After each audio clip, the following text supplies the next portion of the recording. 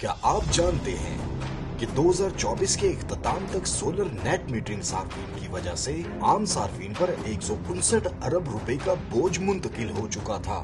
अगर इस पॉलिसी में फौरी तब्दीली ना की जाती तो अगले 10 सालों में ये बोझ 4240 अरब रुपए तक पहुंच सकता था। हुकूमत ने आज काबीना की इकोनॉमिक कोऑर्डिनेशन कमेटी में नई पॉलिसी की मंजूरी दे दी है।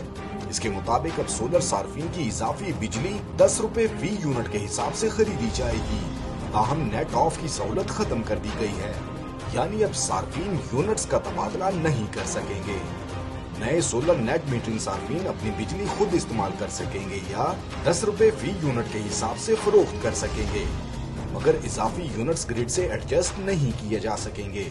क्योंकि सोलर टेक्नोलॉजी की कीमतें कम हो चुकी हैं, इसलिए ये तब्दीली जरूरी समझी गई ताकि आम सार्फिन पर इजाफी माली बोझ कम किया जा सके। ये पॉलिसी सिर्फ नए नेट मीटरिंग सार्फिन पर लागू होगी।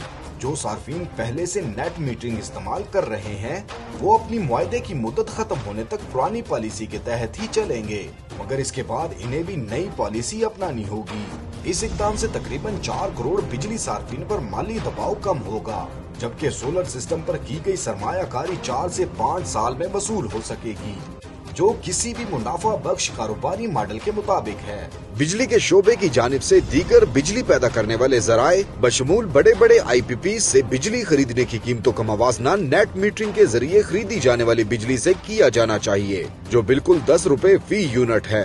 बिजली खरीदने और फरोख्त करने का मवाजना करना ऐसे ही है जैसे सेब का तरबूज से मवाजना करना। हुकूमत पाकिस्तान पहले ही कई IPPs के मुआहदे खत्म कर चुकी है जो अवाम के लिए नुकसानदेह थे, और मजीद IPPs के साथ मुआहदों पर दोबारा मुज़ाकरात कर रही है ताकि पाकिस्तानी अवाम पर पड़ने वाला माली बोझ कम किया जा सके।